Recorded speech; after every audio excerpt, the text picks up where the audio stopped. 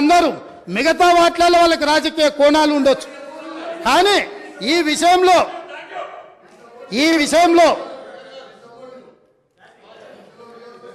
Running comment చేయకండి దయచేసి please. Sir పాపం తెలియక అట్లా అంటుండే, కానీ తర్వాత ఆయనకుండే బాధలు ఆయనకుంటాయి. ఎందుకంటే ఎవరైతే ఈ అంశం మీద పూర్తి స్థాయిలో మాట్లాడినరో వారు బాధ్యత తీసుకొని మిగతా విషయాలలో మాకు భిన్నాభిప్రాయాలు ఉన్నా డ్రగ్స్ నిర్మూలన విషయంలో, మత్తు పదార్థాలను నిషేధించడంలో, గంజాయి ఇతర మత్తు పదార్థాలను ఈ రాష్ట్ర సరిహద్దులను దాటి లోపలికి రానివ్వకుండా కంచేసి కాపాడాల్సిన బాధ్యత ఈ 119 మంది శాసనసభ్యుల మీద ఉన్నది అని మనందరం ఏకగ్రీవంగా ఈ విషయంలో ఒక అభిప్రాయానికి వచ్చినుంటే ఎంత మంచి సందేశం ఇవాళ తెలంగాణ ప్రజలకు చేరుండేది అధ్యక్ష. కాళ్ళు వనకాలి అధ్యక్ష. ఎవరైనా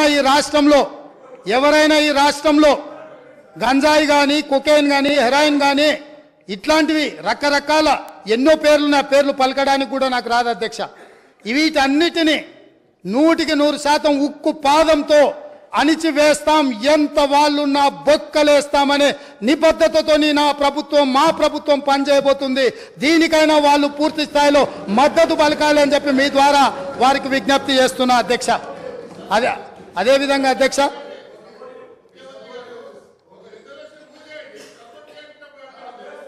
ఇప్పుడు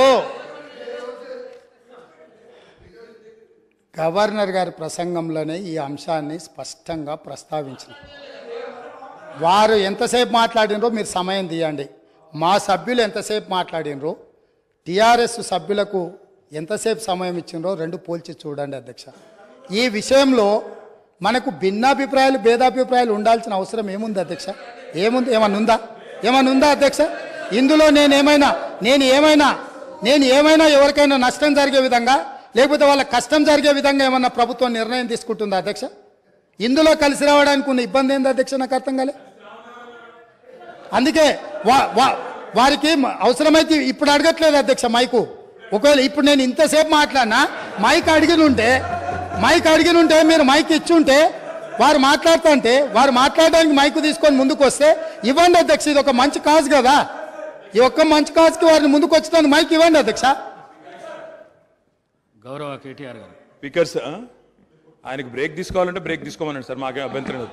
మాట్లాడి అలసిపోయినట్టున్నారు. మాకేం అభ్యంతరం లేదు. కానీ అధ్యక్ష, వారేదో కొత్తగా ఏదో చేసినట్టు డ్రగ్స్ విషయంలో అధ్యక్ష, మా ముఖ్యమంత్రి గారు, మా గౌరవ పెద్దలు, మా పార్టీ అధ్యక్షులు, ఈరోజు లీడర్ ఆఫ్ ఆపోజిషన్ కేసీఆర్ గారు, వారు పాపం మరి ఫాలో అవుతారా లేదా వార్తలు నాకు తెలియదు. కానీ సివి ఆనంద్ గారు అనే అడిషనల్ డైరెక్టర్ జనరల్ ఆఫ్ పోలీస్ని టీఎస్ న్యాబ్ అనేది ఏర్పాటు చేసిందే మా ప్రభుత్వం. Telangana state anti narcotics bureau ఏర్పాటు చేసిందే మా ప్రభుత్వం. ఏర్పాటు చేయడమే కాదు, సివి ఆనంద్ గారిని అపాయింట్ చేయడమే కాకుండా దాదాపు 9 నెలల కిందటనే ఆ కార్యాచరణ కూడా ప్రారంభించి మొత్తం అన్ని జిల్లాల ఎస్పీలు, ఇప్పుడు వారు చెప్పారు కదా ముఖ్యమంత్రి గారు, మొత్తం ఒక పూచిక పుల్ల గదులొద్దు, అసలు గంజాయి అనేది కనబడొద్దు అనే మాట ఏదైతే వారు చెప్పినారు అధ్యక్ష. పంజాబ్ గురించి కూడా గొప్పగా చెప్పారు అధ్యక్ష. మరి పంజాబ్లో నిన్న మొన్నటి దాకా ఉన్నది కాంగ్రెస్ ప్రభుత్వమే అధ్యక్ష. వారు మర్చిపోయినట్టున్నారు. పంజాబ్ ఇవాళ మత్తులో మునిగిపోతోంది, యంగ్ విడోస్ అనేది అయితే మాట్లాడారో అక్కడ ఉన్నదంతా కాంగ్రెస్ ప్రభుత్వమే. ఉడతా పంజాబ్ అనే సినిమా వచ్చింది కూడా మీ కాంగ్రెస్ ప్రభుత్వంలో, అది కూడా తెలుసుకోండి అధ్యక్ష. భిన్నాభిప్రాయం ఉంది అన్నారు. ఎక్కడుంది అధ్యక్ష భిన్నాభిప్రాయం?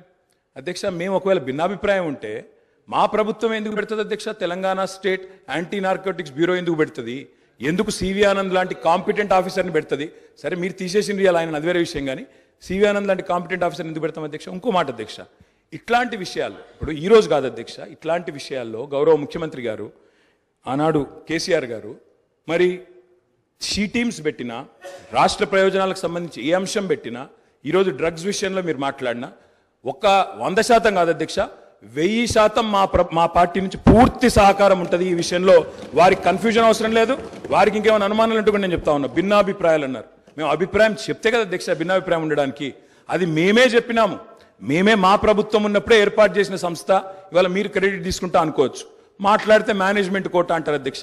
అధ్యక్ష, ఢిల్లీని మేనేజ్మెంట్ చేసి ముఖ్యమంత్రి పదవి తెచ్చుకున్న వ్యక్తి, ఢిల్లీని మేనేజ్ చేసి పీసీసీ పదవి తెచ్చుకున్న వ్యక్తి వాళ్ళ మేనేజ్మెంట్ కోట గురించి మాట్లాడితే అధ్యక్ష, నేను అనలేదు అధ్యక్ష. ఇది కోమటిరెడ్డి వెంకటరెడ్డి గారు చెప్పినారు, పేమెంట్ కోట అని చెప్పినారు అధ్యక్ష.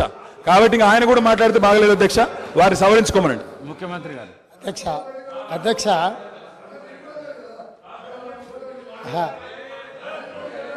అధ్యక్ష,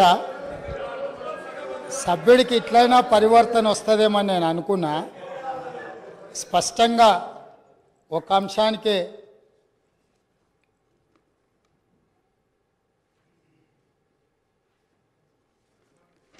సభ్యుడు ఈ ఒక్క అంశానికే పరిమితమయ్యి స్పష్టంగా ముందుకొచ్చి ఇతర అంశాల పట్ల చర్చ జరగకుండా దీనికి మద్దతు ఇస్తారని నేను ఆశించిన. సో నన్ను నిరాశపరిచింది.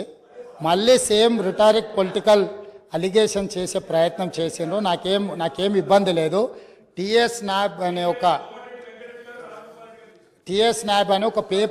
ఒక పేపర్ మీద కాగితం తయారు చేసిండ్రు అధ్యక్ష. ఆ తయారు చేసిన దానికి సివి ఆనంద్ గారికి అడిషనల్ ఛార్జ్ మాత్రమే. హైదరాబాద్ కమిషనర్గా కొనసాగుతూ టిఎస్ నాబ్ డైరెక్టర్గా అడిషనల్ ఛార్జ్ వారు ఇచ్చిండ్రు.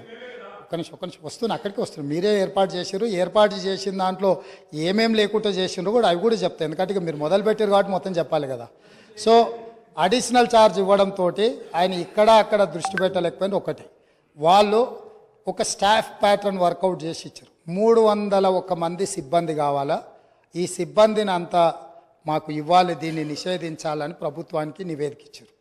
10% సిబ్బందిని కూడా వాళ్ళకి ఇవ్వలే.